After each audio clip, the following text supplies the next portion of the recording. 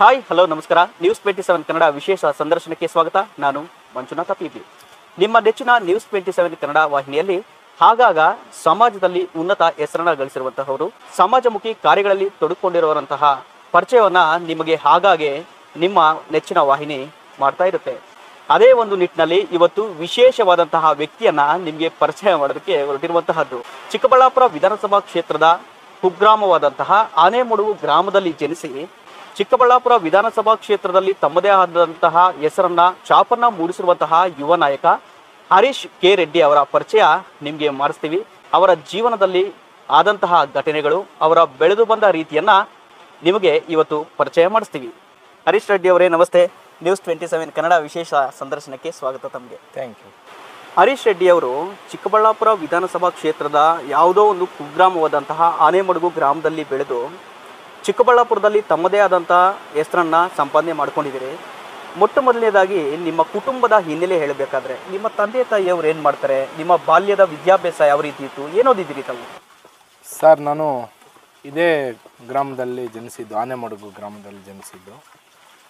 ನಾನು ವಿದ್ಯಾಭ್ಯಾಸ 1ರಿಂದ 5ನೇ ತರಗತಿವರೆಗೂ ವಿಶ್ವನಾಥಪುರ, ದೇವನಹಳ್ಳಿ ತಾಲೂಕು ವಿಶ್ವನಾಥಪುರ ಗ್ರಾಮದಲ್ಲಿ ನಮ್ಮ ಅಜ್ಜಿ ತಾತ ಮನೆಯಲ್ಲಿ ವ್ಯಾಸಂಗ ಮಾಡಿದೆ. ಅದಾದಮೇಲೆ 5ರಿಂದ 8ನೇ ತರಗತಿವರೆಗೂ ನಮ್ಮ ಊರಿಗೆ ವಾಪಸ್ ಬಂದು ಕೇತನಹಳ್ಳಿ ಗ್ರಾಮದಲ್ಲಿ, ನಮ್ಮ ಪಕ್ಕದೂರು ಕೇತನಹಳ್ಳಿ ಗ್ರಾಮ ಸರ್ಕಾರಿ ಶಾಲೆಯಲ್ಲಿ ನಾನು ವ್ಯಾಸಂಗ ಮಾಡಿದೆ. 8ರಿಂದ 10ನೇ ತರಗತಿ ಎಸ್ಕೊಲ್ಲಹಳ್ಳಿ, ನಮ್ಮ ಪಂಚಾಯತಿ ಹೆಡ್ ಕ್ವಾರ್ಟರ್ ಎಸ್ಕೊಲ್ಲಹಳ್ಳಿ ರಾಘವೇಂದ್ರ ಹೈಸ್ಕೂಲ್ ಅಂತ ಆ ಶಾಲೆಯಲ್ಲಿ ನಾನು SSLC ವ್ಯಾಸಂಗ ಮಾಡಿದೆ. ಅದಾದಮೇಲೆ ಪ್ರಥಮ ದರ್ಜೆ ಜಚನಿ ಪದವಿ ಪೂರ್ವ ಕಾಲೇಜಲ್ಲಿ PUC ವ್ಯಾಸಂಗವನ್ನು ನಾನು ಮಾಡಿದೆ. ನನ್ನ ವ್ಯಾಸಂಗ, ನಾನು ಹುಟ್ಟಿದ್ದು ಇಲ್ಲಿ, ಬೆಳೆದಿದ್ದು ಬೇರೆ ಕಡೆ ಅನ್ನೋ ರೀತಿ ನನ್ನ ಜೀವನ ಶೈಲಿ. ನಮ್ಮ ತಂದೆ ತಾಯಿ ಮಿಡ್ಲ್ ಕ್ಲಾಸ್ ಫ್ಯಾಮಿಲಿ, ನಾವೇನು ಶ್ರೀಮಂತ ಕುಟುಂಬ ಅಲ್ಲ. ನಮ್ಮ ಮನೆ ಮಟ್ಟಕ್ಕೆ, ನಮ್ಮ ಜೀವನಕ್ಕೆ ಎಷ್ಟು ಬೇಕೋ ಅಷ್ಟು ನಮ್ಮ ತಂದೆ ತಾಯಿ ದುಡಿತಾಯಿದ್ರು. ನಮ್ಮನ್ನು ಬೆಳ್ಸೋಕ್ಕೆ ಎಷ್ಟು ಶಕ್ತಿ ಬೇಕೋ ಅಷ್ಟು ಶಕ್ತಿ ನಮ್ಮ ತಂದೆ ತಾಯಿ ಹತ್ರ ಇತ್ತು. ಏನಾಗಿದೆ ಕ್ವಾಲಿಫಿಕೇಶನ್ ಹರೀಶ್ ರೆಡ್ಡಿ ಅವ್ರದ್ದು? ಅದೇ ಸರ್, PUCನೇ ನಂದು ಕೊನೆ ಒಂದು ಕ್ವಾಲಿಫಿಕೇಷನ್. ಏನು PUC ಮುಗಿಸ್ಕೊಂಡು ಮನೆಯಿಂದ ಹೊರಟೋಗಿ ಏನೋ ಬೇಕ್ರಿಯಲ್ಲಿ ಕೆಲಸ ಮಾಡ್ತಿದ್ರಿ ಅಂತ ಕೇಳಲ್ಪಟ್ಟಿದ್ವಿ. ಏನದು ಸ್ಟೋರಿ? ಯಾಕೆ ಮನೆಯಿಂದ ಹೋಗ್ಬೇಕಾಗಿತ್ತು ನಿಮಗೆ ಆ ಟೈಮಲ್ಲಿ? ನಿಜನೇ ಸರ್, ನನಗೆ ಮುಂಚೆಯಿಂದನೂ ಕೆಲಸ ಮಾಡೋಕ್ಕೆ ಇಷ್ಟ ಇರಲಿಲ್ಲ ಮನೆಯಲ್ಲಿ. ಈ ಸ್ಯಾಟರ್ಡೆ ಸಂಡೇ ಬಂದರೆ ಏನಕ್ಕಾದರೂ ರಜೆ ಬರ್ತದಪ್ಪ, ನಾನು ಈ ಹಸುಗೆ ಕಳಿಸೋದು, ಕೆಲ್ಸಕ್ಕೆ ಕಳಿಸೋದು, ಮನೆಯಲ್ಲಿ ಕೆಲಸ ಹೇಳ್ತಾಯಿದ್ರು. ಕೆಲಸದ ಮೇಲೆ ನನಗೆ ಇಂಟ್ರೆಸ್ಟ್ ಇರಲಿಲ್ಲ. ಆವಾಗ ನಾನು ಮನೆ ಬಿಟ್ಟು ಹೋಗಿದ್ದು ನಿಜ.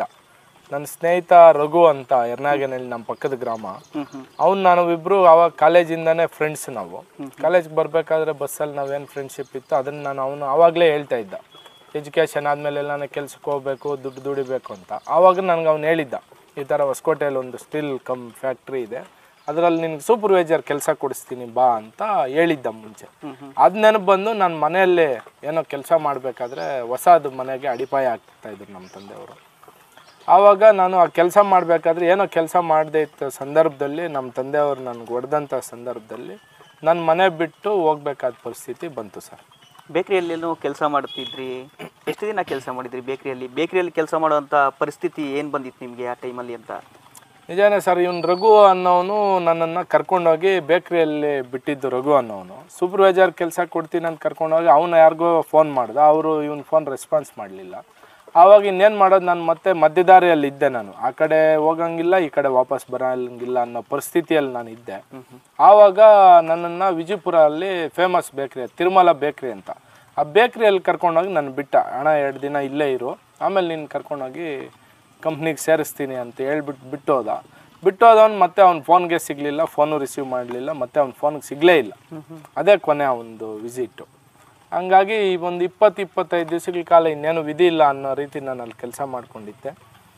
ಬರ್ತಾ ಮನೆಯಲ್ಲೇ ಕೆಲಸ ಮಾಡದೇ ಇರೋ ನೀನು ಇಲ್ಲಿ ಕೆಲಸ ಮಾಡಬೇಕಾ ಅನ್ನೋಂಥ ಗಿಲ್ಟಿ ಫೀಲ್ ನನಗೆ ಆಗ್ತಾಯಿತ್ತು. ಆವಾಗ ನಾನು ಅಲ್ಲಿ ಕಷ್ಟಪಟ್ಟು ಕೆಲಸ ಮಾಡೋಕ್ಕೆ ನನಗೆ ಇಂಟ್ರೆಸ್ಟ್ ಇರಲಿಲ್ಲ. ಬೆಳಗಿನ ಜಾವ ನೈಟು 3 ಗಂಟೆ ಮಲಗೋಕ್ಕೆ, ಬೆಳಗ್ಗೆ 5 ಗಂಟೆಗೆ ಹೇಳ್ಬೇಕಾಗಿತ್ತು. ಅವರು ಕೂಲ್ ಡ್ರಿಂಕ್ಸ್ ಡಿಸ್ಟ್ರಿಬ್ಯೂಷನ್ ಅಂತ ತೊಗೊಂಡಿದ್ರು, ಪೆಪ್ಸಿ ಕಂಪ್ನಿದು. ಆ ಕೆಲಸನೇ ಜಾಸ್ತಿ ಆಗ್ತಾಯಿತ್ತು. ಈ ಕಡೆ ಬೇಕ್ರಿ ಕೆಲಸ, ಆ ಕಡೆ ಆ ಕೆಲಸ. ಮನೇಲಿ ರಾಜನ ಥರ ಇದ್ನಲ್ಲ, ಇಲ್ಲಿ ಯಾಕೆ ಬಂದು ಈ ಪರಿಸ್ಥಿತಿ ಅನ್ನೋ ಪರಿಸ್ಥಿತಿ ಉದ್ಭವ ಆಯಿತು. ಆವಾಗ ನಾನು ಇದೇ ಬೇಸಿಗೆ ಕಾಲ, ಮಧ್ಯಾಹ್ನ ಗೋಬಿ ಮಂಚೂರಿ ಅವು ಇದು ಚಾಟ್ಸ್ ಬರ್ತದಲ್ಲ ಅದು ಇತ್ತು ಅವ್ರಿಗೂ. ಆ ಕೆಲಸ ಮಾಡ್ಕೊಂಡಿದ್ಬೇಕಾದ್ರೆ ಊಟ ಮಾಡಿದ ಸಮಯ ಟಿಫನ್ ತಿಂದಿದ್ದೆ 11:30-12 ಗಂಟೆ ಆಗ್ತಾಯಿತ್ತು ಟಿಫನ್ ತಿನ್ನೋಷ್ಟೊತ್ತಿಗೆ. ಆವಾಗ ನಾನು ಟಿಫನ್ ತಿಂದು ಮಾಮೂಲಿ ಬೇಕ್ರಿ ಗೋಬಿ ಕೆಲಸ ಮಾಡಬೇಕಾದ್ರೆ ಚಾಕು ಕೈಯಲ್ಲಿತ್ತು, ತಗೊಂಡೋಗಿದ್ದು 2 ಜೊತೆ ಬಟ್ಟೆ. ಆ 2 ಜೊತೆ ಬಟ್ಟೆಯಲ್ಲಿ ಚಾಕು ಅಲ್ಲಿ ನಾನು ಮಧ್ಯಾಹ್ನ ಹಿಂಗೆ ಅಂದಾಗ ನನ್ನ ಕೈ ಎಷ್ಟಿರ್ತೋ ಅಷ್ಟು ಪ್ಯಾಂಟಲ್ಲಿ ಇದ್ದಿದ್ದ ಕೊಳೆ ನನ್ನ ಚಾಕು ಅಲ್ಲಿ ಕೈಯಲ್ಲಿ ಬಂತು. ಆವತ್ತು ನನಗೆ ಭಾಳ ಬೇಸರ ಆಯಿತು. ನನ್ನ ಪರಿಸ್ಥಿತಿ ಹೆಂಗೆ ಆಯ್ತಪ್ಪ, ಯಾಕೆ ಭಗವಂತ ನನ್ನ ಈ ರೀತಿ ಸೃಷ್ಟಿ ಮಾಡಿದೀಯಾ, ನನ್ನ ಜೀವನ ಇಷ್ಟೇನಾ ಅನ್ನೋಂಥ ಒಂದು ನೋವು ನನಗೆ ಬಂತು. ಆದರೂ ನನ್ನ ಮನಸ್ಸು ಒಪ್ಪಲಿಲ್ಲ, ಇಲ್ಲಿರೋದು ಬೇಡ ಅಂತ ನಾನು ತೀರ್ಮಾನ ಆಗಿ ನಮ್ಮ ಓನರ್ ಕೇಳಿದೆ. 25ನೇ ದಿವಸ 26ನೇ ದಿವಸ ಆಗಿತ್ತು. ಇಲ್ಲ, ನಿನಗೆ ಯಾರು ಕರ್ಕೊಂಡು ಬಂದುಬಿಟ್ಟಿದ್ರು ಅವ್ರಿಗೆ ಫೋನ್ ಮಾಡು, ಅವ್ರು ಬಂದ್ರೇ ನಿನ್ನ ಕಳಿಸೋದು ಅಂತ ಅವ್ರು ಹೇಳಿದ್ರು. ಆವಾಗ ಇನ್ನು ಇವನು ಫೋನಿಗೆ ಸಿಗ್ತಾಯಿಲ್ಲ. 2 ದಿವಸ ನಾನು ಹಠ ಮಾಡಿದೆ, ಊಟ ಸರಿಯಾಗಿ ಮಾಡಲಿಲ್ಲ. ಆವಾಗ ಅವರೇ ಯಾಕೋ ನೀನು ಜಾಸ್ತಿ ಡಿಪ್ರೆಷನ್ಗೆ ಹೋಗಂಗಿದ್ದೆ ಅಂತ ಹೇಳ್ಬಿಟ್ಟು 28ನೇ ದಿವಸ ನನ್ನನ್ನು ವಾಪಸ್ ಕಳಿಸ್ಕೊಡೋ ಅಂತ ಕೆಲಸ ಮಾಡಿದ್ರು. 1 ತಿಂಗಳು ಕೆಲಸ ಮಾಡಿದ ಸಂಬಳನೂ ಕೊಟ್ಟಿಲ್ಲ. ಜೊತೆಗೆ 1-2 ರೌಂಡ್ ದಿಲ್ಪಾಸನ್ ಕೊಟ್ಟರು, 1 ಬ್ರೆಡ್ ಪೀಸ್ ಕೊಟ್ಟರು, 1 ಅರ್ಧ kg ಮಿಕ್ಸರ್ ಕೊಟ್ಟರು, 1-2 ಲೀಟ್ರ್ ಕೂಲ್ ಡ್ರಿಂಕ್ಸ್ ಕೊಟ್ಟರು. ತಗೊಂಡು ವಾಪಸ್ಸಿದೆ ಮರಳಿ ಗೂಡಿಗೆ ಅಂತ ನಮ್ಮ ಊರಿಗೆ ಬಂದೆ. ಒಂದು ಚಾಕು ನಿಮ್ಮ ಜೀವನವನ್ನ ಬದಲಾಯಿಸ್ತು, ಆ ಒಂದು ಘಟನೆ ಅಂತ ಹೇಳ್ತೀರಿ? ಹೌದು, ಖಂಡಿತ.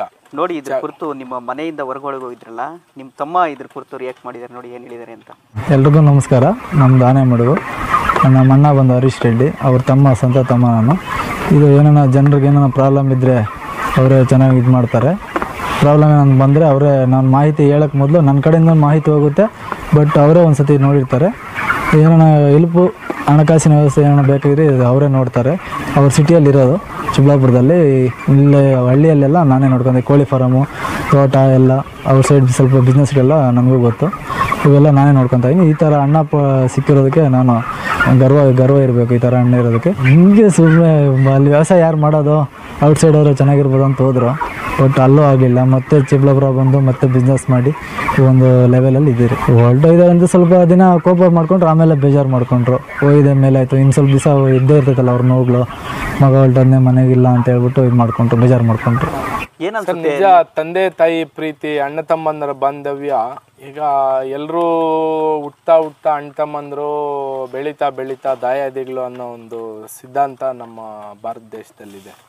ಅಣ್ಣ ತಮ್ಮಂದರ ಮೇಲೆ ವಿಶ್ವಾಸ, ನಂಬಿಕೆ ಭಾಳ ಜನಕ್ಕೆ ಕಡಿಮೆ ಇದೆ. ತಂದೆ ತಾಯಿ ಮೇಲೆ ವಿಶ್ವಾಸನೂ ಭಾಳ ಜನಕ್ಕೆ ಕಡಿಮೆ ಇದೆ. ಏನೋ ಯಾವುದು ಜನ್ಮದ ಋಣನೋ ಸಂಬಂಧನೋ ಗೊತ್ತಿಲ್ಲ, ಈ ರೀತಿ ಕುಟುಂಬದಲ್ಲಿ ಜನಿಸಿರೋದು ನನಗೆ ಹೆಮ್ಮೆ ಇದೆ. ಅದರಲ್ಲೂ ವಿಶೇಷವಾಗಿ ಇಂಥ ತಮ್ಮನ್ನು ಪಡೆದಿರೋದಕ್ಕೂ ನನಗೆ ಹೆಮ್ಮೆ ಇದೆ ಸರ್. ನಿಮಗೆ ಕೆಲಸ ಕೊಡಿಸ್ತೀನಿ ಅಂತ ಕರ್ಕೊಂಡು ಹೋಗಿದ್ರಲ್ಲ, ರಘು ಪರಿಚಯ ಇದ್ದಾರಾ ನಿಮ್ಗೀಗ? ಸರ್ ಇಲ್ಲ, ಆವತ್ತು ಬೇಕ್ರಿಯಲ್ಲಿ ಕೆಲಸ ಕರ್ಕೊಂಡೋಗಿ ಬಿಟ್ಟೋದವನು ಮತ್ತೆ ಲಾಸ್ಟ್ 1 ತಿಂಗಳ ಹಿಂದೆ ನಾವು ಯರ್ನಾಗನಹಳ್ಳಿ ಅಂತ ಅವ್ರದ್ದು ಗ್ರಾಮ, ಅಲ್ಲಿ ಅಂಬೇಡ್ಕರ್ ಜಯಂತಿ ಮಾಡಿದ್ವಿ. ಅದಕ್ಕೆ ಅವನು ಒಬ್ಬ ಮುಂದಾಳತ್ವ ವಹಿಸ್ಕೊಂಡಿದ್ದ. ಅವನು ಬಂದಿದ್ದ, ಅಣ್ಣ ಈ ರೀತಿ ನಮ್ಮೂರಲ್ಲಿ ಒಂದು ಕಾರ್ಯಕ್ರಮ ಮಾಡ್ತಾ ಇದ್ವಿ, ಏನಾದರೂ ನಿಮ್ಗೆ ಸಹಕಾರ ಬೇಕು ಅಂತ. ಆವಾಗ ನಾವು ಆ ಕಾರ್ಯಕ್ರಮಕ್ಕೆ ಸ್ಪಂದಿಸಿದ್ದು ದಿನ, ಆವಾಗ ನನಗೆ ಅವನು ಮತ್ತೆ ಸತತ ಒಂದು 15, 16, 20 ವರ್ಷಗಳ ನಂತರ ಅವನು ನನಗೆ ಸಿಕ್ದ. ಭಾಳ ಖುಷಿ ಆಯ್ತು ಅವ್ನು ನೋಡಿ. ಅವ್ನಿಗೆ ಈಗಲೂ ನೆನಪಿದೆ ಅಂದರೆ ನನಗೆ ಖುಷಿ ಆಗ್ತದೆ. ನೋಡಿ ನಿಮಗೆ ಕೆಲಸ ಕೊಡಿಸ್ತೀನಿ ಅಂತ ಕರ್ಕೊಂಡೋಗಿದ್ರಲ್ಲ ರಘು ಅವರು, ಆವಾಗ ಕರ್ಕೊಂಡೋಗಿ ರಘು ಅವರು ನಿಮ್ಮ ಬಗ್ಗೆ ಏನು ಮಾತಾಡಿದಾರೆ ನೋಡ್ಕೊಬರೋಣ ಬನ್ನಿ. ಹರೀಶ್ ರೆಡ್ಡಿ ಅಂದರೆ ಇವಾಗ ಹೇಳ್ತಾ ಇದ್ರಲ್ಲ ರಘು ಯಾರಂತ, ಆ ರಘು ನಾನೇ. ಚಿಕ್ಕಬಳ್ಳಾಪುರದಿಂದ ಹೊಸಕೋಟೆಗೆ ಹೋಗ್ಬಿಟ್ಟು ಅಲ್ಲಿ ವಿಜಯಪುರಲ್ಲಿ ತಿರುಮಲ ಬೇಕ್ರಿಯಲ್ಲಿ ಸೇರಿಸಿದ್ದು ಆ ರಘು ನಾನೇ. ಇವಾಗ ನೋಡೋಕ್ಕೆ ಹರೀಶ್ ರೆಡ್ಡಿ ನಾನೇ ನೋಡಿದ್ರೆ ಒಂಥರ ಇದಾಗುತ್ತೆ. ನಮಸ್ಕಾರ, ನನ್ನ ಹೆಸರು ರಘು ಅಂತ ಹೇಳ್ಬಿಟ್ಟು ಯರ್ನಾಗನಹಳ್ಳಿ, ಚಿಕ್ಕಬಳ್ಳಾಪುರ ತಾಲೂಕು, ಚಿಕ್ಕಬಳ್ಳಾಪುರ ಡಿಸ್ಟ್ರಿಕ್ಕು. ನಾವು PUCಯಲ್ಲಿ ಫೇಲಾಗಿದ್ವಿ. ಹರೀಶ್ ರೆಡ್ಡಿ ಅನ್ನೋರು ಆನೆಮಡುಗು ಹರೀಶ್ ರೆಡ್ಡಿನವರು ಚಿಕ್ಕಬಳ್ಳಾಪುರದಲ್ಲಿದ್ವಿ. ಹರೀಶ್ ರೆಡ್ಡಿ ಅನ್ನೋ ಈ ಥರ ಜಾಬ್ ಬೇಕಂತ ಹೇಳ್ಬಿಟ್ಟು ಕೊಡ್ತೀನಿ ಅಂತ ಹೇಳ್ಬಿಟ್ಟು ನಾನು ಕರ್ಕೊಂಡೋಗಿಬಿಟ್ಟು ಹೊಸಕೋಟೆಯಲ್ಲಿ ಒಳ್ಳೆ ಕಂಪ್ನಿ ಸೇರಿಸ್ತೀನಿ ಅಂತ ಹೇಳ್ಬಿಟ್ಟು ಕರ್ಕೊಂಡೋಗಿದ್ದೆ. ಅಲ್ಲಿ ಫೋನ್ ಮಾಡಿದ್ರೆ ಫೋನು ಲಿಫ್ಟ್ ಮಾಡಿಲ್ಲ ಕಂಪ್ನಿಯವರು. ಅದಕ್ಕೆ ಏನು ಮಾಡಬೇಕಂತ ನಮಗೆ ಸ್ವಲ್ಪ ಅರ್ಥನೂ ಆಗಿಲ್ಲ, ಏನಿಲ್ಲ. ಅದಕ್ಕೆ ನಾವೇನು ಮಾಡಿದಂತೆ ತಿರುಮಲ ಬೇಕ್ರಿ ವಿಜಯಪುರದಲ್ಲಿ ಕೆಲಸಕ್ಕೆ ಸೇರಿಸ್ಬಿಟ್ಟಿದ್ದೆ. ಆವಾಗ ಸೇರಿಸ್ಬಿಟ್ಟು ಅವರು ತಿಂಗಳಿಗೆ 3,000 ರೂಪಾಯಿ ಕೊಡ್ತೀವಿ ಅಂತ ಹೇಳ್ಬಿಟ್ಟು, ಅಷ್ಟೇನಪ್ಪ ಕೊಡೋದು ಅಂತ ಹೇಳ್ಬಿಟ್ಟು ಅಂದರು. ಸರಿ, ನಾವು ಏನು ಮಾಡೋದು ಅಂತ ಹೇಳ್ಬಿಟ್ಟು ಅಲ್ಲೇ ಸೇರಿಸ್ಬಿಟ್ಟು ನಾವು ಬಂದುಬಿಟ್ಟೆ. ಹರೀಶ್ ರೆಡ್ಡಿ ಇವಾಗ ತುಂಬ ಚೆನ್ನಾಗಿದ್ದಾನೆ, ತುಂಬ ಬೆಳೆದವ್ರೆ. ಅವ್ರಿಗೆ ಹಂಗೆ ಬೆಳೀಲಿ, ಇನ್ನೂ ಸ್ವಲ್ಪ ಚೆನ್ನಾಗಿರಲಿ ಹಾಗಂತ ಹೇಳ್ಬಿಟ್ಟು ಹರೀಶ್ ರೆಡ್ಡನ ಕೆಲಸ ಬೇಕಂತ ಹೇಳ್ಬಿಟ್ಟು ನನ್ನ ಹತ್ರ ಬಂದು ಇವಾಗ 100 ಜನಕ್ಕೆ ಕೆಲಸ ಕೊಟ್ಟು ಹಲವಾರು ಸಹಾಯಗಳು ಮಾಡ್ತಾಯಿದ್ದಾರೆ. ಹಾಸ್ಪಿಟ್ಲಾಗಲಿ ಇಲ್ಲ ಮತ್ತೊಂದಾಗಲಿ ಲಾಸ್ಟ್ ಮಂತಲ್ಲಿ ಅಂಬೇಡ್ಕರ್ ಜಯಂತಿಗೆ ಒಂದು 50,000 ಸಂದೀಪ್ ರೆಡ್ಡಿನ ಕೈಯಲ್ಲಿ ಕೊಟ್ಟಿದ್ದಾರೆ.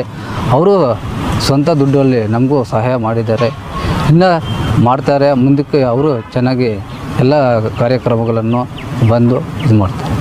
ಏನನ್ಸುತ್ತೆ ಅವ್ರ ಮಾತುಗಳನ್ನ ಕೇಳಿ, ರಘು ಅವ್ರ ಮಾತುಗಳನ್ನ? ಏನಾಗ್ತದೆ ಸರ್, ನನ್ನ ಜೀವನದಲ್ಲಿ ಬೆಳವಣಿಗೆಗೆ ಒಂದು ಹಂತದಲ್ಲಿ ರಘು ಒಬ್ಬ ಅಂತ ಅನ್ನಿಸ್ತಾ ಇದೆ ಸರ್. ಈಗ ಅತಿ ಕಡಿಮೆ ವಯಸ್ಸಿಗೆ ನೀವು ರಾಜಕೀಯಕ್ಕೆ ಪಾದಾರ್ಪಣೆ ಮಾಡಿದ್ರಿ, ಅತ್ಯಂತ ಕಷ್ಟದ ಸಮಯಗಳನ್ನ ನೋಡಿದಿರಿ. ಯಾಕೆ ನಿಮಗೆ ಕಡಿಮೆ ವಯಸ್ಸಿಗೆ ರಾಜಕಾರಣದ ಕಡೆ ನಿಮಗೆ ಮನಸ್ಸೆಲೀತು? ಏನಾದರೂ ಬದಲಾವಣೆ ತರಬೇಕಂತನಾ? ಸರ್, ನನಗೆ ಚಿಕ್ಕಂದಿನಿಂದಲೂ ಗುಂಪುಗಾರಿಕೆ, ಬಡತನ, ಕಷ್ಟ, ಬಡತನವನ್ನು ಅನುಭವಿಸಿರೋನ್ಗೆ ಗೊತ್ತು ಸರ್. ಬಡತನ ಎದುರುಗಡೆ ಅವನ ಕಷ್ಟ ತೀರ್ಸೋಕ್ಕೆ ಬಡತನ ಅನುಭವಿಸಿರೋನ್ಗೆ ಗೊತ್ತು. ಆ ಬಡತನವನ್ನು ಮಿಡ್ಲ್ ಕ್ಲಾಸ್ ಫ್ಯಾಮಿಲಿಯಲ್ಲಿ ಹುಟ್ಟಿ, ಇಲ್ಲ ಹುಟ್ಟಿದ್ರೆ ತೀರಾ ಕಡು ಬಡವ ಕುಟುಂಬದಲ್ಲಿ ಹುಟ್ಟಬೇಕು, ಇಲ್ಲ ಶ್ರೀಮಂತ ಕುಟುಂಬದಲ್ಲಿ ಹುಟ್ಟಬೇಕು. ಈ ಮಿಡ್ಲ್ ಕ್ಲಾಸ್ ಫ್ಯಾಮಿಲಿ ಇದೆಯಲ್ಲ, ಇದರದ್ದು ಭಾಳ ಕಷ್ಟ ಜೀವನ ಸಾಗಿಸೋದು. ಆ ಕುಟುಂಬದಲ್ಲಿ ಹುಟ್ಟಿ ನನಗೆ ಆ ಕಷ್ಟ ಏನು ಅಂತ ಗೊತ್ತು. ಹಂಗಾಗಿ ನಾವು ಈಗ ನನಗೆ ಆದಂಥ ಒಂದು ಲಿಮಿಟ್ಸ್ ಇರ್ತದೆ, ನನಗೆ ಆದಂಥ ಒಂದು ಇನ್ಕಮ್ಸ್ ಇರ್ತದೆ. ಆ ಇನ್ಕಮ್ಸಲ್ಲಿ ನನ್ನ ಆದಷ್ಟು ಕೂಡ 100 ರೂಪಾಯಿ ಸಂಪಾದನೆ ಮಾಡಿದ್ರೆ 50 ರೂಪಾಯಿ ಅಷ್ಟು ಕೂಡ ನಾನು ಸಮಾಜ ಸೇವೆಗೆ ಬಳಸ್ಕೊಂಡು ಬಂದಿದ್ದೀನಿ. ನನ್ನ ಕೈಲಾದ ಮಾತ್ರ ಸಹಾಯ ಮಾಡಬೇಕು, ಬಡತನ ನಿರ್ಮೂಲನೆ ಮಾಡಬೇಕು, ಶೋಷಿತ ನಿರ್ಮೂಲನೆ ಆಗಬೇಕು, ಸಮಾಜದಲ್ಲಿ ಎಲ್ಲರೂ ಒಂದೇ ಅನ್ನೋವಂಥ ಒಂದು ಸಿದ್ಧಾಂತ ಬದಲಾಗಬೇಕು ಅಂತ ನಾನು ಈ ಸಮಾಜಮುಖಿ ಕಾರ್ಯಕ್ರಮಕ್ಕೋಸ್ಕರ ನಾನು ಸಮಾಜ ಸೇವೆಗೆ, ರಾಜಕೀಯಕ್ಕೆ ಬರೋ ಇಚ್ಛೆ ನನ್ನ ಮನಸ್ಸಲ್ಲಿ ಮೂಡಿದೆ ಸರ್. ಅತಿ ಕಡಿಮೆ ವಯಸ್ಸಿಗೆ ರಾಜಕಾರಣಕ್ಕೆ ಪಾದಾರ್ಪಣೆ ಮಾಡ್ತೀರಿ, ತುಂಬ ಆಸ್ತಿ ಮಾಡಿರ್ಬೋದು. ಹಂಗಾದರೆ ತುಂಬ ಆಸ್ತಿ ಮಾಡಿದರೆ ಎಷ್ಟಿದೆ ನಿಮ್ಮ ಆಸ್ತಿ? ಸರ್, ನಮ್ಮ ತಂದೆಯವ್ರ ಆಸ್ತಿ ಸ್ವಲ್ಪ ಇದೆ. ನಮ್ಮ ತಂದೆಯವ್ರ ಆಸ್ತಿ ನಮ್ಗೆ ಎಷ್ಟು ಬೇಕೋ ಅಷ್ಟು, ಅವ್ರ ಆಸ್ತಿ ಏನು ಕಳ್ದಿಲ್ಲ. ಅವರು ಕಷ್ಟಪಟ್ಟು ಮುಂದೆ ಬಂದಿರೋಂಥ ವ್ಯಕ್ತಿತ್ವ ನಮ್ಮ ತಂದೆದು. ಅವ್ರಿಗೆ ಯಾರ ಹತ್ರನೂ ಕೈ ಚಾಚೋ ಅಭ್ಯಾಸ ಇಲ್ಲ. ಅವರು ಹೇಳ್ಕೊಟ್ಟಿರೋ ಹಾದಿಯಲ್ಲಿ ಅವರು ಒಂದು ನೆನಪಿಂದ, ಅವರೊಂದು ಶಕ್ತಿಯಿಂದ, ಅವರೊಂದು ಬುದ್ಧಿವಂತನ ನಾವೆಲ್ಲ ನೋಡಿ ಬೆಳೆದಿರೋದ್ರಿಂದ ನಾನೇ ಆದಷ್ಟು ಒಂದು ಆಸ್ತಿಯನ್ನು ನಾನು ಸಂಪಾದನೆ ಮಾಡ್ಕೊಂಡಿದ್ದೀನಿ ಸರ್. ಒಂದಷ್ಟು ಜಮೀನು ಮಾಡಿದ್ದೀನಿ, ಒಂದಷ್ಟು ಪೌಲ್ಟ್ರಿ ಮಾಡಿದ್ದೀನಿ, ಒಂದಷ್ಟು ಬಿಸ್ನೆಸ್ ರನ್ ಮಾಡ್ತಾ ಇದ್ದೀನಿ. ನನ್ನದೇ ಆದಂಥ ಒಂದು ಬಿಸ್ನೆಸ್ಸನ್ನು ನಾನು ರೆಡಿ ಮಾಡಿದ್ದೀನಿ ಸರ್. ಹಾಗಾದರೆ ರಾಜಕಾರಣಕ್ಕೆ ಬಂದ ನಂತರ ನೀವು ಚಿಕ್ಕಬಳ್ಳಾಪುರ ಸುತ್ತಮುತ್ತ ತುಂಬ ಆಸ್ತಿಗಳು ಮಾಡಿದ್ದೀರಿ ಅಂತ ಆಯಿತು ಸರ್. ರಾಜಕಾರಣಕ್ಕೆ ಬಂದಿರೋದು ನನ್ನ ಲೈನೇ ಸಪ್ರೇಟು ಸರ್. ಬಿಸ್ನೆಸ್ಸೇ ಬೇರೆ, ಅಗ್ರಿಕಲ್ಚರೇ ಬೇರೆ, ಪೋಲ್ಟ್ರಿ ಸಿಸ್ಟಮ್ಮೇ ಬೇರೆ, ಪೊಲಿಟಿಕ್ಸೇ ಬೇರೆ. ಯಾವುದಕ್ಕೂ ಯಾವುದು ಲಿಂಕ್ ಇಲ್ಲ ಸರ್. ನಾನು ಕಷ್ಟಪಟ್ಟು ಬಂದಿರೋದ್ರಲ್ಲಿ ನಾನು ಆಸ್ತಿ ಮಾಡಿದ್ದೇನೆ ಹೊರತು ರಾಜಕಾರಣದಲ್ಲಿ ಏನು ಆಸ್ತಿ ಮಾಡೋಕ್ಕಾಗುತ್ತೆ ಸರ್? ಯಾರೋ ದೊಡ್ಡವ್ರು ಅಕಸ್ಮಾತ್ ಮಾಡಿರ್ಬೋದೇನೋ, ಅದ್ ನಿದರ್ಶನ ನಿಮ್ಗಿದೆ, ನನಗಂತೂ ಗೊತ್ತಿಲ್ಲ. ನಂದೇ ಆದಂತ ಒಂದು ಸಂಪಾದನೆಯಲ್ಲಿ ನಾನು ಸಮಾಜ ಸೇವೆ ಮಾಡ್ತಾ ಇದ್ದೀನಿ. ಯಾವುದೇ ರೀತಿ ಆ ಥರ ಆಸ್ತಿಗಳೇನಿಲ್ಲ ಸರ್. ನನ್ನ ಆಸ್ತಿ ಎಲ್ಲ ಕ್ಲಿಯರ್ ಇದೆ. ಈಗಲೂ ನಾವು ಚಿಕ್ಕಬಳ್ಳಾಪುರ ಬಾಡಿಗೆ ಮನೆಯಲ್ಲೇ ಸರ್ ನಾವು ವಾಸ ಮಾಡ್ತಾ ಇರೋದು. ಬಾಡಿಗೆ ಮನೆಯಲ್ಲೇ ನಾವು ಜೀವನ ನಡೆಸ್ತಾ ಇದೀವಿ. ನನಗೇನು ಒಂದು ಹೆಮ್ಮೆ ಇದೆ ಅಂದರೆ, ಎಷ್ಟೋ ಜನರ ಪ್ರೀತಿ, ಒಂದು ನಂಬಿಕೆ, ಒಂದು ವಿಶ್ವಾಸವನ್ನು ಗಳಿಸಿದ್ನೆ ಅನ್ನೋಂಥ ಹೆಮ್ಮೆ ಇದೆ. ಬಿಟ್ಟರೆ ಆಸ್ತಿ ಮೇಲೆ ನನಗೇನು ಅಂಥ ಇಂಟ್ರೆಸ್ಟ್ ಇಲ್ಲ ಸರ್. ಜನರ ಪ್ರೀತಿನೇ ನನ್ನ ಆಸ್ತಿ, ಜನಸೇವೆಯೇ ನನ್ನ ಆಸ್ತಿ. ಈಗಲೂ ಕೂಡ ಬಾಡಿಗೆ ಮನೆಯಲ್ಲಿ ವಾಸವಿದ್ದೀರಿ ನೀವು? ನಿಜ ಸರ್, ಈಗಲೂ ಬಾಡಿಗೆ ಮನೆಯಲ್ಲೇ ವಾಸ ಇರೋದು. ಚಿಕ್ಕಬಳ್ಳಾಪುರ ಬಾಡಿಗೆ ಮನೆಯಲ್ಲಿ ವಾಸ ಇದ್ದೀನಿ ಅಂತ ಹೇಳ್ತೀರಿ. ನಿಮ್ಮ ಹತ್ರ ಯಾರೇ ಕಷ್ಟ ಅಂತ ಬಂದರೂ ಅವ್ರಿಗೆ ಫೀಸ್ ಆಗಿರ್ಬೋದು, ಈಗ ಹಾಸ್ಪಿಟ್ಲ್ ಖರ್ಚಿಗಾಗಿರ್ಬೋದು, ಪೊಲೀಸ್ ಸ್ಟೇಷನ್ ಆ ವಿಚಾರ ಈ ವಿಚಾರ ಬಂದಾಗ ನೀವು ಮುಂದಾಳತ್ವವನ್ನು ವಹಿಸ್ಕೊಂಡು ಅವ್ರಿಗೆ ಸಹಾಯ ಮಾಡುವಂಥ ಕೆಲಸ ಮಾಡ್ತೀರಿ. ನೀವು ಬಾಡಿಗೆ ಮನೇಲಿ ಇದ್ದಾಗ ಅವ್ರಿಗೆ ಯಾಕೆ ಸಹಾಯ ಮಾಡ್ಬೇಕಂತ ಅನಿಸ್ತು? ನಿಮ್ಮ ಜೀವನ, ಮುಂದಿನ ಜೀವನ ಏನು, ನಿಮಗೆ ಏನು ಹೆಂಗೆ ಅಂತ ಬಂದಿರೋದೆಲ್ಲ ಸಹಾಯ ಮಾಡ್ಕೊಂಡು ಹೋದ್ರೆ ನಿಮಗೆ? ಸರ್, ಈಗ ಬರುವಾಗ ಬೆತ್ತಲೆ, ಹೋಗುವಾಗ ಬೆತ್ತಲೆ, ಈ ಮಧ್ಯದಲ್ಲಿ ಇದೆಲ್ಲ ನಾಟಕ ಸರ್. ಜೀವನನೇ ಒಂದು ನಾಟಕ. ಈ ನಾಟಕನ ನಾವು ವೀಕ್ಷಣೆ ಮಾಡೋರಷ್ಟೇ, ಪ್ರೇರೇಪಣೆ ಮಾಡೋಕ್ಕಾಗಲ್ಲ. ನಾವು ಕೂಡ ಎಲ್ಲರಂತೆ ನಾನು ಒಬ್ಬ ಸಮಾಜದಲ್ಲಿ ಒಬ್ಬ ಸಾಮಾನ್ಯ ವ್ಯಕ್ತಿ. ನಾನು ಕೂಡ ನನಗೆ ನಾಟಕ ಮಾಡಕ್ ಬರಲ್ಲ, ನಾಟಕ ನೋಡಕ್ ಬರ್ತದೆ. ನನಗೆ ನಾಟಕ ನೋಡಕ್ ಬರೋದ್ರಿಂದ ನಾಟಕ ಮಾಡೋರ ಪರಿಸ್ಥಿತಿ ಏನು ಅಂತ ನನಗೆ ಗೊತ್ತು. ಜೀವನನೇ ಒಂದು ನಾಟಕ ಆದಾಗ ನಮ್ಮ ಕೈಯಲ್ಲಿ ಆದ ಮಾತ್ರ ನನಗೆ, ನಾನೇನು ಅತಿ ಹೆಚ್ಚು ಕೋಟ್ಯಾಂತರ ರೂಪಾಯಿ ನಾನು ಸಮಾಜ ಸೇವೆ ಮಾಡ್ತೀನಿ ಅಂತ ಹೇಳಲ್ಲ. ನನ್ನ ಕೈಯಲ್ಲಿ ಆದ ಮಾತ್ರ, ಇವಾಗ ಯಾರಿಗೂ ಒಂದು 50,000, ಲಕ್ಷ, 10,000, 20,000, ಆ ನನ್ನ ಲಿಮಿಟ್ಸಲ್ಲಿ ನಾನು ಸಮಾಜ ಸೇವೆ ಮಾಡ್ಕೊಂಡು ಹೋಗ್ತಾ ಇದ್ದೀನಿ. ನೀವು ರಾಜಕಾರಣಕ್ಕೆ ಬಂದ ನಂತರ ಎದುರಾಳಿಗಳಿಗೆ ಯಾರಿಗಾದ್ರೂ ನಾಟಕ ಆಡಿಸಿದ್ರೆ ನೀವು? ಹಂಗಾದ್ರೆ ಸರ್ ಅದೇ ನಾಟಕ ನೋಡ್ತೀನಿ ಅಷ್ಟೇ, ನಾಟಕ ಆಡ್ಸಕ್ ಬರಲ್ಲ ಸರ್. ನೋಡೋದು ಚೆನ್ನಾಗಿ ಅಭ್ಯಾಸ ಐತೆ ನನಗೆ, ಯಾಕಂದ್ರೆ ನಮ್ದು ಹಳ್ಳಿಯಲ್ಲಿ ಬೆಳೆದಿರೋದು. ನಾಟಕ ಸಾಮಾನ್ಯವಾಗಿ ನೋಡೋ ಅಭ್ಯಾಸ ನಮ್ಗಿದೆ. ನಾಟಕ ನೋಡ್ತೀವಿ ಸರ್, ಆಡ್ಸೋದಿಲ್ಲ. ನೀವು ಮೊದಲು ಕಾಂಗ್ರೆಸ್ ಪಕ್ಷಕ್ಕೆ ಪಾದಾರ್ಪಣೆ ಮಾಡ್ತೀರಿ ಅತಿ ಚಿಕ್ಕ ವಯಸ್ಸಿಗೆ. ಡಾಕ್ಟರ್ ಕೆ ಸುಧಾಕರ್ ಅವರ ಪಟ್ಟ ಶಿಷ್ಯರಾಗಿರ್ತೀರಿ ನೀವು. ಹಾಗಿದ್ದಾಗ ಡಾಕ್ಟರ್ ಕೆ ಸುಧಾಕರ್ನವ್ರನ್ನ ಬಿಟ್ಟು ಸಂದೀಪ್ ರೆಡ್ಡಿ ಜೊತೆ ಬರೋದಕ್ಕೆ ಕಾರಣ ಏನು? ಯಾಕೆ ಸುಧಾಕರ್ ಅವ್ರನ್ನ ಬಿಟ್ಟು ಬರಬೇಕಾಯ್ತು ನೀವು ಅಂತ? ಸರ್ ಇಲ್ಲ, ಈಗ ನನಗೇನು ನೀವು ಕೇಳೋ ಪ್ರಶ್ನೆ ನನಗೇನು ಗೊತ್ತಾಗ್ತಾ ಇಲ್ಲ. ಸುಧಾಕರ್ ಅವ್ರ ಜೊತೆ ಬಿಟ್ಟಿದ್ದೀನಿ ಅಂತ ನಿಮ್ಗೆ ಯಾರು ಹೇಳಿದ್ರು ಸರ್?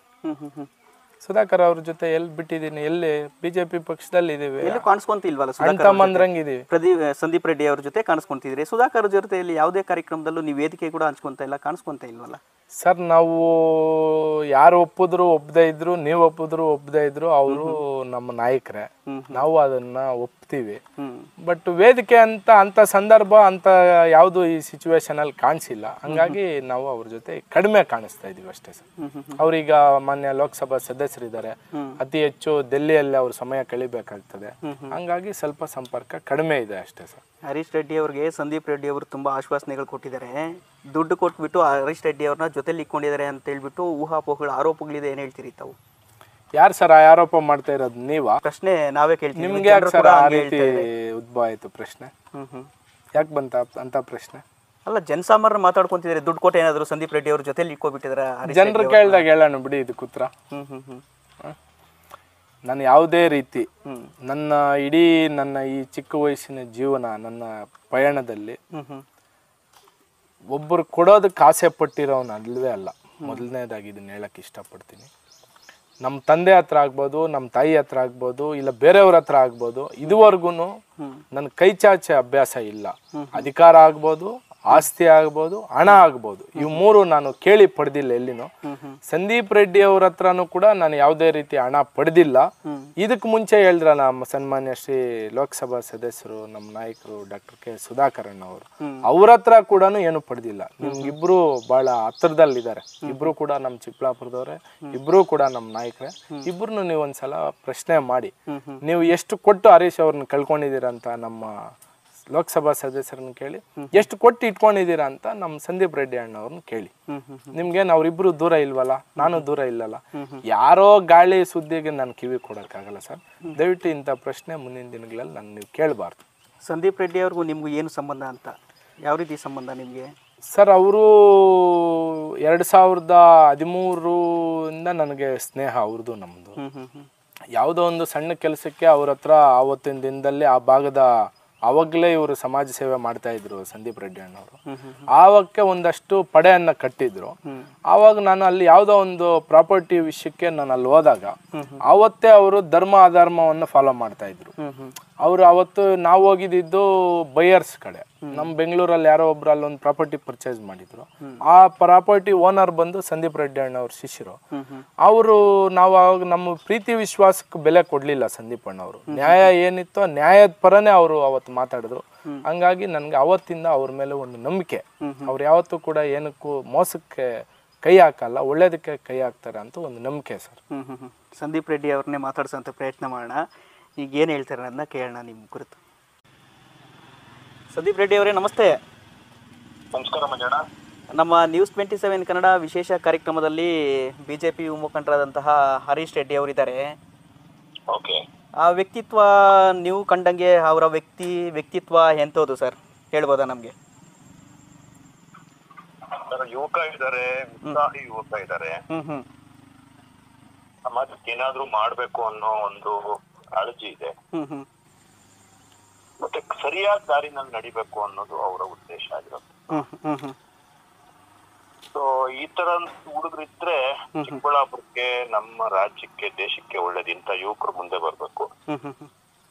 ಬಿಸ್ನೆಸ್ ಚೆನ್ನಾಗಿ ಮಾಡ್ತಾರೆ, ಅಟ್ ದ ಸೇಮ್ ಟೈಮ್ ಸಮಾಜಮುಖಿ ಕೆಲಸಗಳು ಮಾಡ್ತಾರೆ. ಒಳ್ಳೆ ಹುಡುಗ, ಮುಂದೆ ಒಳ್ಳೆ ಭವಿಷ್ಯ ಇದೆ ಅಂತ ನನಗನ್ಸುತ್ತೆ. ಸರ್, ಈಗ ಹರೀಶ್ ರೆಡ್ಡಿ ಅವರು ತುಂಬ ಬಡತನದಿಂದ ತುಂಬ ಕಷ್ಟಪಟ್ಟು ಮೇಲೆ ಬಂದಿರುವಂಥದ್ದು ಒಂದು ಕ್ಷೇತ್ರದಲ್ಲಿ ತಮ್ಮದೇ ಆದಂಥ ಹೆಸರನ್ನ ಗಳಿಸ್ಕೊಂಡಿದ್ದಾರೆ ಯುವಕರಾಗಿ. ಅವರಿಗೆ ಏನು ಹೇಳೋದಕ್ಕೆ ಬಯಸ್ತೀರಾ ಸರ್ ತಾವು ಅಂತ? ಸರ್, ಈಗ ಅದೇ ನಿಟ್ಟಿನಲ್ಲಿ ಅವ್ರು ಕೆಲಸ ಮಾಡ್ತಾ ಹೋಗ್ಲಿ. ಯಾವತ್ತು ಪಾಸಿಟಿವ್ ಆಟಿಟ್ಯೂಡ್ ಇಟ್ಕೊಳ್ಳಿ. ಜೊತೆಗೆ ನೀವೇ ಹೇಳ್ದಂಗೆ ಒಂದು ರೈತ ಕುಟುಂಬದಿಂದ, ಒಂದು ಮಧ್ಯಮ ವರ್ಗದ ಕುಟುಂಬದಿಂದ ಬಂದಿರೋದ್ರಿಂದ ಅವ್ರು ತುಂಬಾ ಬಡತನದಿಂದ ಬಂದಿದ್ದಾರೆ ಅಂತ ನಂಗೇನ್ ಅನ್ಸಲ್ಲ. ಅವರು ಅವ್ರ ಊರಲ್ಲಿ ಜಮೀನುಗಳಿರೋ ಅಂತವ್ರು, ಒಳ್ಳೆ ರೈತರು, ತಂದೆ ತಾಯಿ ಮೊದಲಿಂದಾನು. ಬಟ್ ತುಂಬಾ ಆಗರ್ಭ ಶ್ರೀಮಂತರು ಸಹ ಅಲ್ಲ. ಹೌದೌದು. ಅಟ್ ದ ಸೇಮ್ ಟೈಮ್ ತುಂಬಾ ಕಷ್ಟಕ್ಕೆ ಇದು ಅಂತಾನು ನಾನು ಒಪ್ಪಲ್ಲ. ಒಂದು ಮಧ್ಯಮ ವರ್ಗದ ಕುಟುಂಬದಿಂದ ಬಂದಂತವ್ರು. ಬಟ್ ಈಗಿನ ಕಾಲಕ್ಕೆ ಹಣದ ಅವಶ್ಯಕತೆ ತುಂಬಾ ಇದೆ. ಏನು ನಾವು ಬಿಸ್ನೆಸ್ ಮಾಡೋದು ಅಥವಾ ಕೆಲಸ ಮಾಡೋದು, ಅದರಿಂದ ಸರಿಯಾದ ದಾರಿನಲ್ಲಿ 4 ಕಾಸು ಸಂಪಾದನೆ ಮಾಡೋ ಕಡೆ ಕೂಡ ಯುವಕರು ಗಮನ ಹರಿಸ್ಬೇಕು. ಅದೇ ರೀತಿ ಆ ಹಣನ ಎಷ್ಟ್ ಬೇಕೋ ಅಷ್ಟು ಸಮಾಜಕ್ಕೂ ಖರ್ಚು ಮಾಡಿ ತನ್ನ ಫ್ಯಾಮಿಲಿ ಕಡೆ ಕೂಡ ಗಮನ ಕೊಡುವಂತ ಕೆಲಸ ಆಗ್ಬೇಕು. ಈ ಒಂದು ಕಿವಿ ಮಾತನ್ನ ನಾನು ಹರೀಶ್ ರೆಡ್ಡಿ ಅವ್ರಿಗೆ ಮಾತ್ರ ಅಲ್ಲ, ಅವ್ರ ಮುಖಾಂತರ ಎಲ್ಲ ಯುವ ಸಮುದಾಯಕ್ಕೆ ಹೇಳಕ್ಕೆ ಇಷ್ಟಪಡ್ತೀನಿ.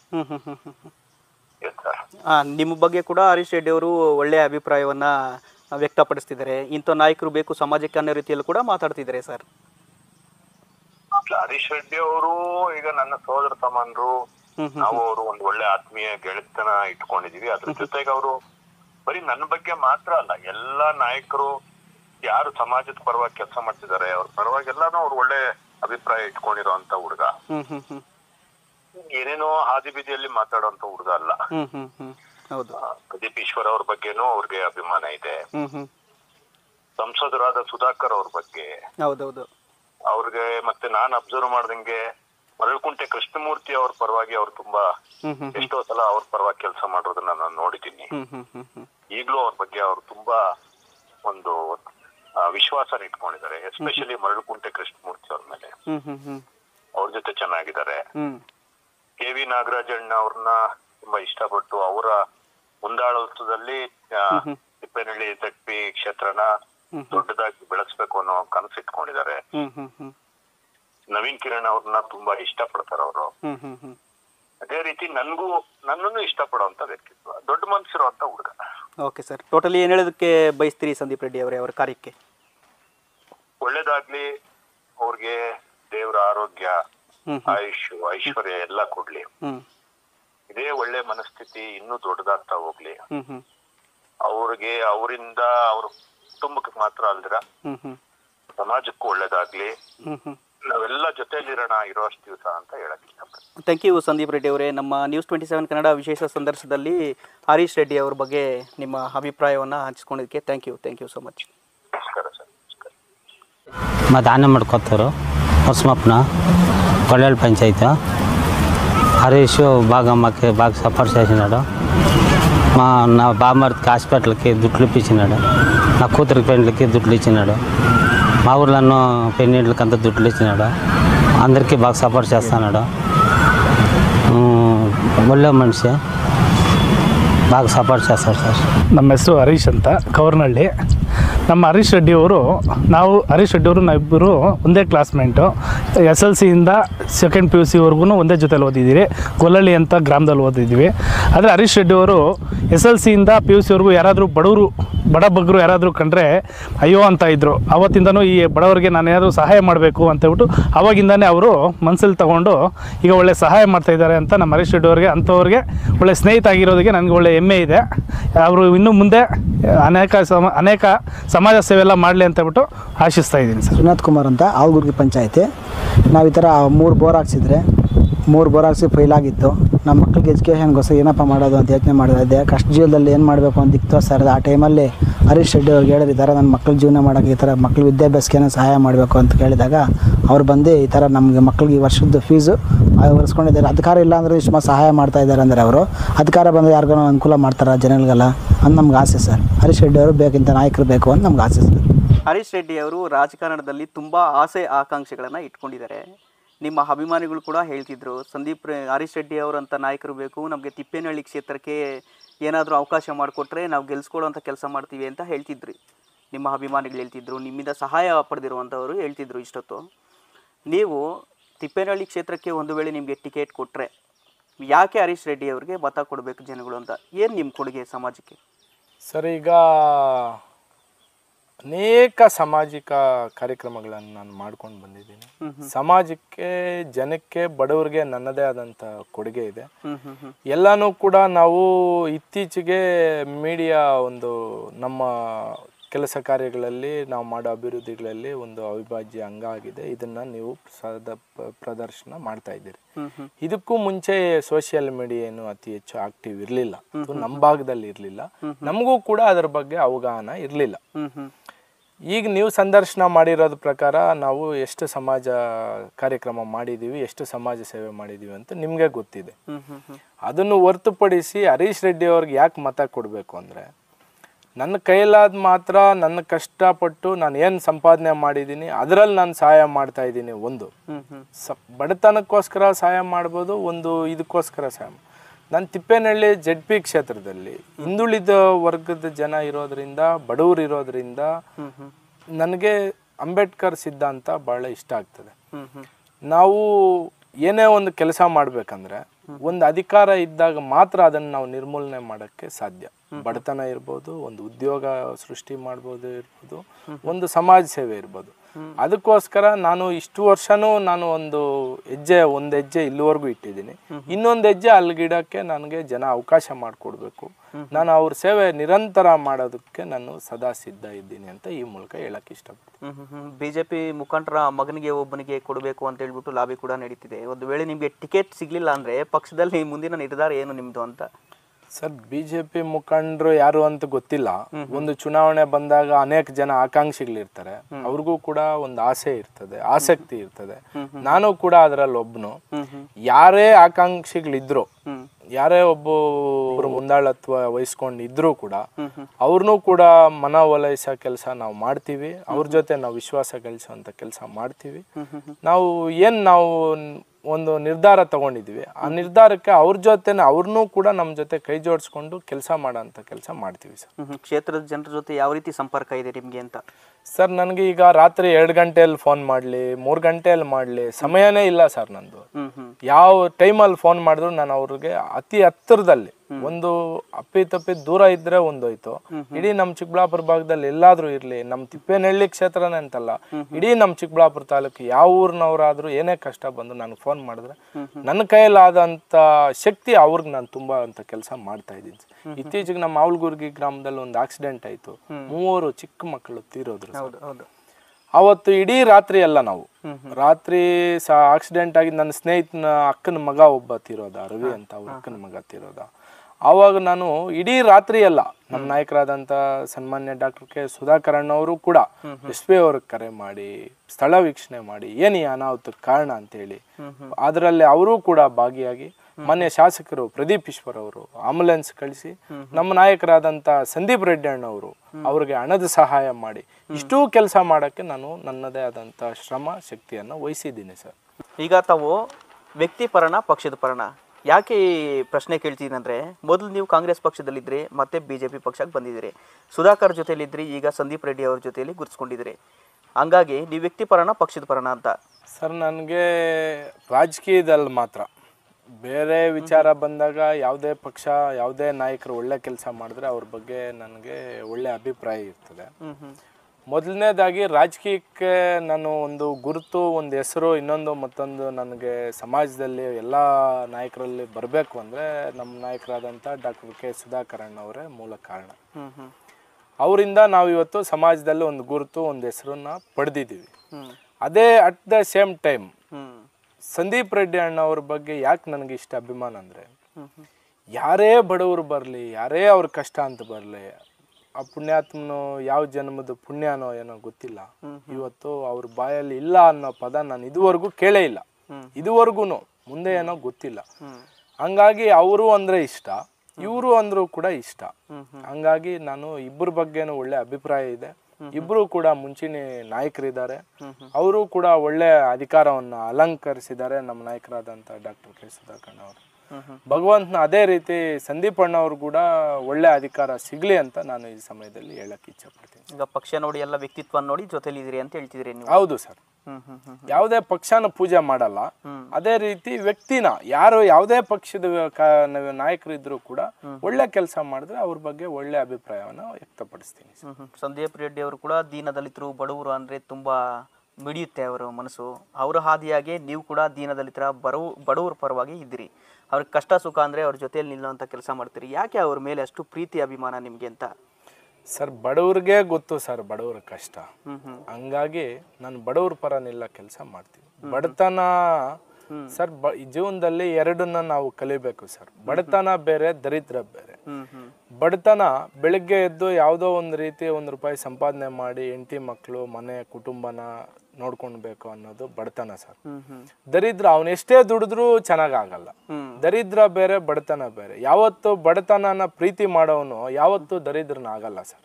ದರಿದ್ರನ ಯಾವನಿರ್ತಾನ ಅವನು ಬಡತನದ ಬಗ್ಗೆ ಅವನಿಗೆ ಅರಿವಿರಲ್ಲ.